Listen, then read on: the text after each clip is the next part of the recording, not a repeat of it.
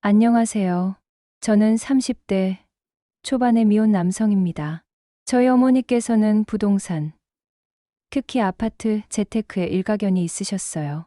새로 분양받은 아파트에 청약을 넣어 당첨되면 입주 전에 프리미엄이라 불리는 웃돈을 얹어 되팔거나 아니면 직접 2년 정도 실거주하며 양도소득세, 비과세 혜택을 받은 후 시세 차익을 남기고 팔아넘기는 식으로 꽤 쏠쏠한 돈을 벌어들이셨죠. 어머니의 이런 집테크 덕분에 저희 가족은 지난 20년간 아마 10번은 훌쩍 넘는 이사를 다녔을 거예요. 초등학교 때 살던 동네 친구들과는 졸업하며 모두 헤어졌고요. 중고등학교 시절에도 서너 번은 학교를 옮겼던 기억이 나요. 심지어 어머니께서 분양받은 아파트의 입주 시기가 도래하자 제가 고등학생 때 서울에서 인천 청라라는 생소한 곳으로 이사를 갔던 적도 있었죠. 친구들과의 추억이나 정든 동네에 대한 애착 같은 건 제게 사치였어요. 늘 곧 이사 갈 곳이라는 생각이 무의식 중에 자리 잡고 있었기에 어디에도 깊이 뿌리내리지 못하고 겉도는 기분으로 살았다고나 할까요. 그런데 이번에는 조금 달랐습니다. 몇 달 전 어머니께서 새로 분양받으신 곳은 저층에는 다양한 상가가 들어오고 그 위로는 주거 공간이 자리한 주상복합 아파트였거든요. 복잡한 서울 시내에 위치한 데다 앞으로의 발전 가능성까지 고려하면 꽤 괜찮은 투자처이자 주거지라고 하셨죠. 잔금을 모두 치르고 이삿날이 한 달 앞으로 다가오자 신기하게도 어머니의 태도가 예전과는 사뭇 다르셨어요. 보통은 이사갈 집 정리에만 최소한의 신경을 쓰셨는데 이번에는 여기는 우리가 오래 살 곳이니라며 인테리어에 엄청난 욕심을 내고 세심하게 신경을 쓰기 시작하시더라고요. 아마 수십 번의 이사 끝에 어머니도 이제는 한 곳에 정착하고 싶다는 생각을 하신 건지도 모르겠어요. 새 아파트의 입주를 코앞에 두고 저희 집 인테리어 공사가 시작되었어요. 일주일 정도 진행된 공사 동안 인테리어 업체 직원분들이 자재를 운반하고 왔다 갔다 하는 과정에 필연적으로 복도에 먼지가 많이 날렸었죠. 저희 어머니 성격상 이런 것을 그냥 넘길 리 없으셨죠. 당장 경비실에 전화를 걸어 복도 청소를 좀 부탁드렸어요.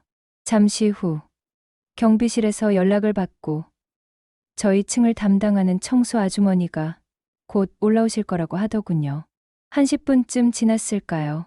엘리베이터 문이 열리고 40대 초반쯤으로 보이는 아주 예쁘장한 아주머니 한 분이 걸어 나오셨어요. 단정하게 빗어 넘긴 머리에 깨끗한 작업복 차림이었지만 감출 수 없는 이목구비가 눈에 띄더라고요. 혹시 청소하러 오셨어요? 제가 먼저 말을 걸었습니다. 그녀는 온화한 미소를 지으며 고개를 끄덕이셨어요. 네.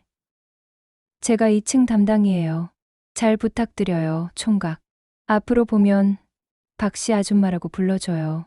아, 네. 아주머니께서 고생 많으시네요. 고생은 무슨, 나야 뭐 늘상 하는 일인거려, 뭐. 가벼운 인사를 나눈 박씨 아주머니는 이내 빗자루와 쓰레받기를 들고 곡도 청소를 시작하셨어요. 허리를 숙이고 여기저기 꼼꼼하게 쓸고 닦는 아주머니의 모습에 자꾸만 제 눈길이 향했죠. 뭐랄까, 청소하는 아주머니라고 하기엔 너무 예쁘다고 생각해서였을까요? 희한하게도 이제껏 다른 여자를 보며 느껴보지 못한 묘한 설렘과 신경쓰임이 밀려오기 시작했거든요. 그날 처음 보는 아주머니인데도 말이죠. 보리를 보고 뒤늦게 인테리어 공사가 잘 되고 있는지 확인하러 오신 어머니께서 마침 복도에서 청소하시는 박씨 아주머니를 보셨어요. 아마 저희 집 봉사 때문에 특별히 부탁드려 청소하게 된 상황이라 미안하고 고마운 마음이 드셨나 봐요. 어머니는 지갑에서 5만 원짜리 지폐 한 장을 꺼내 흰 봉투에 넣어 저에게 건네며 말씀하셨어요. 정태야, 저 아주머니 드려라. 더운 날씨에 우리 때문에 고생하시는데 시원한 커피라도 사 드시라고. 봉투에 넣어 드려. 저는 어머니께 받은 흰 봉투를 들고 각시 아주머니께 다가갔어요. 박 씨 아주머니, 저희 모친이 더운 날씨에 고생하신다고 시원한 커피라도 사드시라고 이거 갖다 드리래요. 흰 봉투를 꺼내 들자 아주머니는 손사래를 치셨어요. 아이고, 아니 괜찮아 총각. 당연히 내가 해야 하는 일인데 이런 거 따로 안 줘도 돼요. 아주머니는 한사코 사양하시더라고요. 하지만 저 역시 그냥 물러설 수 없었습니다. 아니에요, 아주머니. 저희 집 봉사 때문에 따로 오셔서 이렇게 청소해 주시는 건데 당연히 받으셔야죠. 저는 아주머니의 바지 주머니에 흰 봉투를 쑥 밀어넣고는 등을 돌렸어요. 아주머니는 잠시 당황한 듯 했지만 더 이상 밀어내지는 않으셨죠. 그날 이후 저는 박 씨 아주머니와 마주칠 때마다 반갑게 인사를 건넸고요. 아주머니 역시 저를 보면 먼저 말을 걸어주시곤 했어요. 서너 번 그렇게 이야기를 나누다 보니 아주머니는 저와 꽤 친해졌다고 느끼셨는지 정태 총각 반가워하고 부르며 반말을 하시더라고요. 저는 32살, 적지 않은 나이인데도 말이죠. 처음에는 조금 어색했지만 아주머니가 스스럼없이 반말을 하시니 저도 어느새 은근슬쩍 말을 놓기 시작했습니다. 서로 말을 놓고 보니 마치 친구처럼 더 편안하고 친근하게 느껴졌죠. 나이 차이를 떠나 이상하게도 아주머니와 이야기할 때면 마음이 참 편했거든요. 아줌마, 맨날 이렇게 나와서 늦게까지 일을 하시니 집에 계시는 아저씨가 싫어하겠어요. 제가 장난스레 말을 건넸습니다. 아주머니는 호탕하게 웃으셨어요. 호호, 먹고 살려면 어떻게 하겠어. 이 정도 고생은 해야지. 그리고 나 아저씨 없어. 사별하고 5년째 혼자 살고 있는데 순간 제 마음속에 묘한 동요가 일었습니다. 아, 그러셨군요. 죄송해요. 저는 올해 32살인데 아주머니는 나이가 어떻게 되세요? 아주머니는 제 질문에 눈을 동그랗게 뜨며 농담을 하셨어요. 왜? 정태 총각. 내가 과부라니까 갑자기 나한테 관심 생겼어? 여자 나이 아무한테나 함부로 알려주는 거 아닌데. 정태 총각이니깐 특별히 알려줄게. 나 올해 45이야. 45. 생각보다 더 어리게 봤던지라 조금 놀랐지만요. 동시에 그 나이에도 여전히 고우신 아주머니의 모습에 다시 한번 감탄했어요. 와, 저는 한참 더 어리게 봤는데 아주머니도 한참 좋을 나이이신데 많이 외롭겠어요. 호호. 한참 때는 무슨.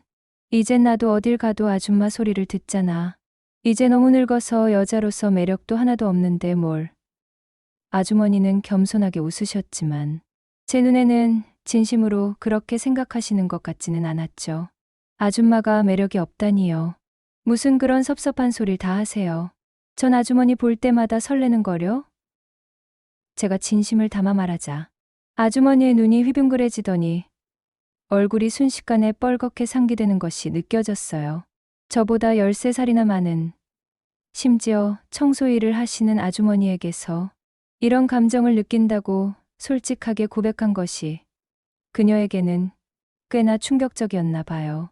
한참 어린 놈이 던지는 농에 부끄러움을 타는 듯한 모습이 나이에 맞지 않게 순수하고 귀엽게 느껴졌거든요. 그 순간 저는 아주머니에게 더 깊이 빠져들고 있다는 것을 깨달았습니다. 지난 연말부터 지금까지 회사 업무에 치여 너무 바쁘게 지냈어요. 쉼없이 몸을 혹사시킨 탓에 결국 몸살이 나고 말았죠. 주말 내내 집에서 꼼짝 않고 누워 앓고 있었습니다. 그런데 일요일 오후 3시쯤부터 집 밖 복도에서 너무 시끄러운 소리가 들려오더라고요. 처음에는 그냥 그러려니 하고 넘기려 했는데 점점 목소리가 커지고 욕설까지 들려오는 것이 심상치 않았어요. 귀를 기울여 들어보니 알고 보니 옆집 아줌마와 청소부 박 씨 아주머니가 싸움이 붙은 거였어요. 옆집 아줌마의 날카로운 목소리가 복도를 가득 채웠죠. 니년이 자꾸 우리 신랑한테 눈길을 주면서 꼬리를 쳤잖아. 박 씨 아주머니의 목소리는 작고 떨렸습니다. 제가 언제 꼬리를 쳤다고 그러세요. 시치미 떼기는 민현이 얼굴 이쁘장한 것만 믿고 여기저기 설쳐대니깐 동네 아저씨들이 자꾸 눈독을 들이고 이상한 소문이 도는 거 아니냐 말이야. 옆집 아줌마는 흥분을 감추지 못했어요. 앞으로 처신자라고 다녀. 청소하는 아줌마가 얼굴에 왜 화장은 하고 다니는지 모르겠네. 누구한테 잘 보이려고 그러는 건데? 싸움의 이유는 황당했어요. 옆집 아줌마의 남편이 각시 아주머니를 볼 때마다 예쁘다고 칭찬을 했고, 그것 때문에 질투를 느낀 옆집 아줌마가 각시 아주머니가 남편에게 눈웃음을 치고 심지어 카카오톡까지 주고받았다고 단정하고 몰아붙이는 상황이었죠. 박씨 아주머니는 40대 중반의 나이에도 불구하고 늘씬한 몸매와 상당한 미모를 지니고 계셨고요. 반면에 옆집 여자는 툭 튀어나온 뱃살에 아무리 좋은 화장품을 발라도 딱히 볼품없는 외모였어요. 아마 평소에도 각시 아주머니의 외모에 자격지심을 느끼고 있었던 터에 자신의 남편마저 각시 아주머니를 칭찬하니 쌓였던 감정이 폭발한 것이 분명했죠. 저는 사실 너무 피곤하기도 했고 평소에도 개념 없고 무식한 여자로 통하는 옆집 여자와 엮이고 싶지 않았어요. 아무리 시끄러워도 그냥 모른 척하고 넘어가려 했거든요. 그런데 하필이면 싸움의 대상이 제가 흠모하고 있는 박씨 아주머니라니. 억울한데도 제대로 말대꾸 한 번 못하고 일방적으로 당하고 있는 아주머니가 너무 안쓰러워 도저히 참을 수가 없었습니다. 머리도 아프고 온몸이 쑤시고 열이 나며 속도 안 좋고 힘도 하나 없었지만 저는 벌떡 일어나 현관문을 열고 나갔어요. 무슨 소란입니까? 아픈 사람 쉬고 있는데. 제가 옆집 아줌마를 똑바로 보며 말했습니다. 그리고 남의 집 일에 왜 이렇게 참견을 하세요? 뭐? 옆집 총각이 뭔데 우리 싸움에 끼어들어? 그녀는 저를 쏘아붙이더라고요. 옳지 않은 상황을 못 봐서요. 저는 단호하게 말했어요. 청소하는 아주머니가 화장하고 다니면 안 된다는 법이 어디 있습니까? 그리고 그 집 아저씨 볼 때마다 웃으며 눈길을 줬다고 하시는데 사람이 인사할 때 반갑다고 웃으며 눈을 보고 하는 건 당연한 거 아닙니까? 멀쩡한 사람 잡지 마시고 그만들 하시죠. 기둥서방이라도 되냐? 옆집 아줌마는 막말을 퍼부었습니다. 어이가 없었죠. 뭐 눈에는 뭐만 보입니까? 왜 남의 집 앞에서 사람 쉬지도 못하게 괴롭힙니까? 고성방가도 모르세요? 자꾸 이렇게 소란 피울 거면 경찰 부를 겁니다. 제 말에 옆집 아줌마가 잠시 주춤하더니 목소리를 낮추더라고요. 내가 제대로 쉬지도 못하고 몸이 더 안 좋아져서 내일 출근 못하면 아주머니가 내 월급 줄 겁니까? 저는 조근조근 따져 물었어요. 속으로는 미친 개 잡는 데는 몽둥이가 최고라더니 하며 진짜 확 돌아서 큰 소리를 내지르고 싶었지만 겨우 참았습니다. 옥신각신하고 있었는데 마침 연락을 받은 관리소장이 직접 저희 층으로 올라오셨어요. 관리소장은 상황을 파악하고는 각시 아주머니를 데리고 내려가더라고요. 저도 옆집 여자와 어색하게 눈인사도 없이 각자 집으로 돌아왔습니다. 그 일은 그렇게 잘 해결되는가 싶었죠. 몸살 기운에 다시 잠이 들었는데요. 시끄러운 초인종 소리에 잠이 깼어요. 짜증이 나 인터폰을 확인해 보니까요. 세상에. 각시 아주머니가 서 계셨습니다. 아줌마, 무슨 일 있어요? 제가 인터폰으로 물었습니다. 아주머니는 울먹이는 목소리였어요. 정태 총각, 좀 전에 나 편들어줘서 너무 고마워서. 그리고 마지막 인사하려고 찾아왔어. 마지막이라니. 그게 무슨 말이에요, 아줌마? 저는 깜짝 놀랐습니다. 오늘 입주민이랑 싸운 일 때문에 관리소장이 당장 일 그만두래. 아니, 아주머니가 잘못한 것도 없는데 왜 그만둬야 해요? 제가 관리소장한테 따져볼게요. 잠깐만 기다려봐요. 저는 당장 옷을 주워 입으려 했습니다. 정태 총각. 아니야. 됐어. 연락하지 마. 아주머니는 저를 만류하더라고요. 어쩌면 내가 그만두는 게 잘된 일인지도 몰라.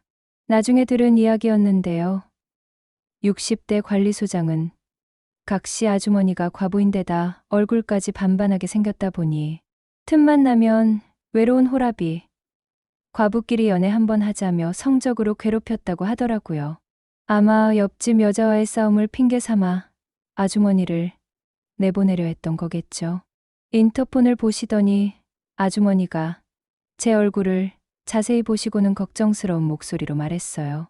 근데 총각 얼굴이 왜 이렇게 헬쑥해졌어? 어디 아파 보이는데. 그러면서 아주머니는 자신의 손등을 제 이마에 갖다 대셨어요. 어머, 너무 뜨거운데. 저는 이미 기운이 하나도 없었습니다.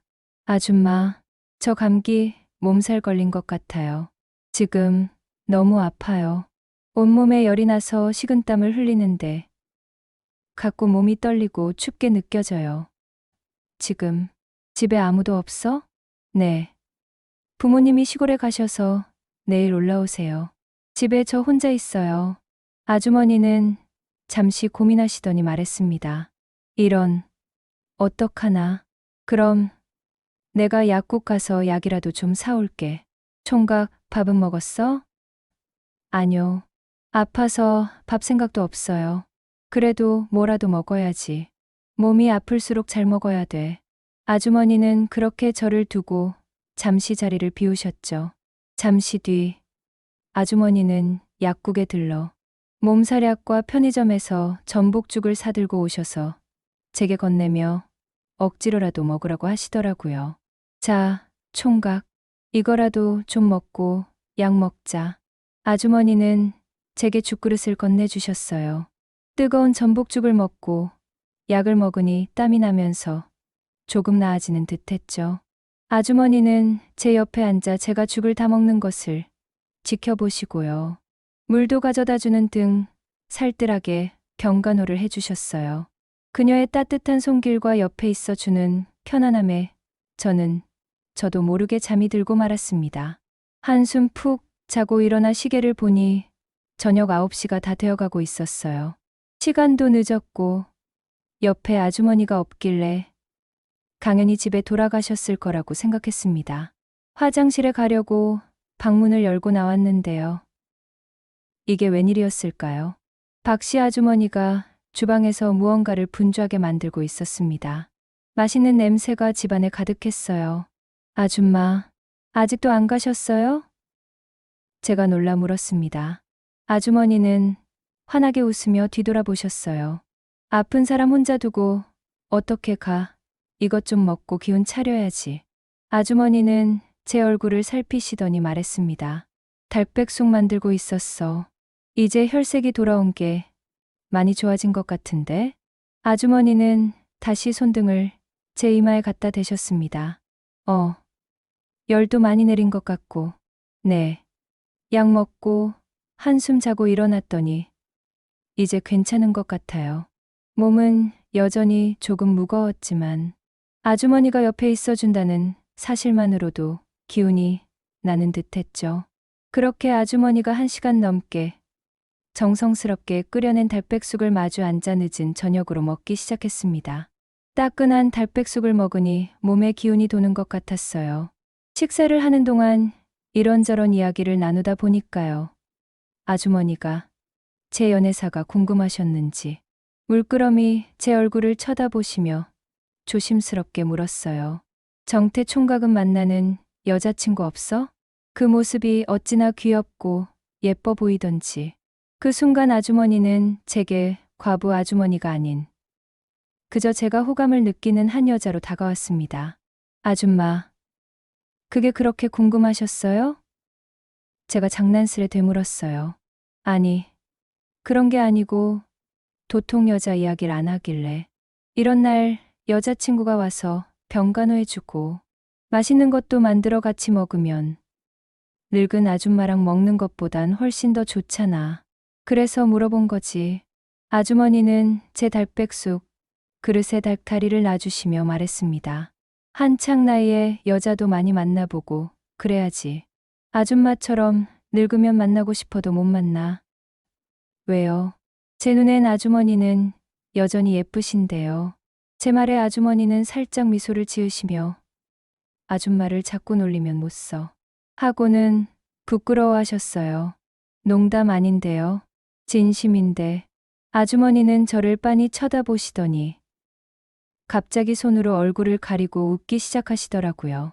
정태 총각이 자꾸 그렇게 말하니깐 나 갑자기 설렌다. 그때 제 안에서 무언가 결심이 섰어요. 더 이상 망설일 필요가 없었죠. 그럼 저는 아주머니의 눈을 똑바로 보며 말했어요. 우리 진짜로 연애 한번 해볼래요? 아주머니는 웃음을 멈추고 저를 바라보셨어요. 잠시 숨막히는 정적이 흘렀습니다. 아주머니는 다시 한번 호탕하게 웃으셨어요. 호호호. 나야 좋지. 근데 정태 총각이 너무 손해보는 장사인데. 괜찮겠어? 남녀가 마음이 맞으면 되는 거지. 무슨 조건을 따져요. 저는 아주머니의 옆으로 다가가 그녀의 손을 덥석 잡았습니다. 예상외로 아주머니는 손을 빼지 않으시더라고요. 따뜻하고 부드러운 아주머니의 손이 제 심장을 더욱 두근거리게 만들었죠. 이 상황을 어떻게 풀어가야 할지, 다음에 어떤 말을 해야 할지 갈피를 못 잡고 있었는데요. 아주머니가 먼저 제 손을 살짝 마주 잡으시며 부드러운 눈빛으로 저를 바라보셨어요. 입안이 바짝바짝 말랐습니다. 침을 꿀꺽 삼키고 용기를 내어 아주머니에게 말했어요. 저기, 아줌마, 오늘 집에 가지 마시고 우리 집에서 밤새도록 병간호 좀 해주실래요? 제 말에 아주머니는 다시 활짝 웃으셨어요. 그래, 남자친구가 아픈데 밤새도록 옆에서 병간호 해줘야지 걱정 마. 아줌마가 다 알아서 해줄 테니. 호호호. 우리는 그날 밤 그렇게 연인이 되었어요. 13살 연상의 과부 아주머니와 32살 미혼남의 조금은 특별한 연애가 시작된 겁니다.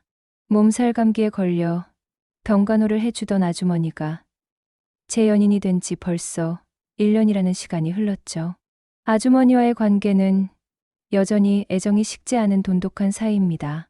나이 차이나 주변의 시선 같은 건 전혀 문제되지 않았어요. 아주머니는 제게 편안함과 동시에 설렘을 주는 존재였고, 저는 그런 아주머니를 진심으로 아끼고 사랑했거든요. 문제는 이제부터입니다. 아주머니에게는 고등학교 3학년짜리 아들이 한 명 있는데요. 얼마 전 지방에 있는 대학에 합격했어요. 그리고 아들의 학비와 생활비를 마련하기 위해 아주머니는 현재 일을 그만두고 아들이 다니게 될 대학 근처로 내려가 그곳에서 다시 자리를 잡아야 하는 상황이 된 겁니다. 서울에서의 생활을 정리하고 3개월 뒤면 지방으로 아주 떠나야 하는 상황이 된 거예요. 정태아, 어느 날 밤 아주머니가 제 품에 안겨 조용히 말했어요. 엄마 이제 진짜 지방 내려가야 해. 아들, 대학 때문에. 학비 벌려면 거기서 다시 일도 구해야 하고. 저는 아주머니를 더욱 꼭 안아주었습니다. 무슨 소리야. 아줌마 혼자 보내기 싫어. 내가 같이 갈까? 아니야. 정태야. 내 직장도 있고요. 여기 생활을 어떻게 정리해. 그리고 엄마 혼자서도 충분히 할 수 있어. 아주머니는 제게 부담을 주고 싶지 않아 했죠. 부담 같은 거 아니야. 아줌마 없으면 나 어떻게 살아. 그래도 아주머니의 목소리에 망설임과 슬픔이 묻어나더라고요. 엄마 지방 내려가면 우리 자주 못 보겠지? 예전처럼 이렇게 매일 같이 있지도 못하고. 아주머니는 현실적인 걱정을 하고 있었습니다. 무슨 소리야. 주말마다 내가 내려가면 되지. 아니면 아줌마가 올라오던가. 전화도 매일 하고 영상 통화도 하고. 저는 애써 밝게 말했지만 제 목소리도 조금씩 떨리는 것을 느꼈습니다. 그래도 쉽지 않을 거야. 알잖아. 장거리 연애가 얼마나 힘든지. 아주머니는 눈물을 글썽였어요. 알아. 그래도 저는 말을 잇지 못했죠. 저희 둘의 애정은 변함없는데요. 아주머니의 아들 문제로 인해 어쩔 수 없는 물리적인 거리가 저희를 갈라놓게 될 예정이에요. 주말마다 장거리 연애를 한다 해도 지금처럼 매일 얼굴 보고 힘든 일이 있으면 언제든 달려가 서로에게 의지가 되어주는 그런 관계를 유지하기는 힘들 거예요. 다가오는 이별이 예정된 상황에서 앞으로 어떻게 해야 할지 눈앞이 캄캄하더라고요. 사랑하는 사람과 이렇게 헤어져야 한다는 사실이 너무나 고통스러워요.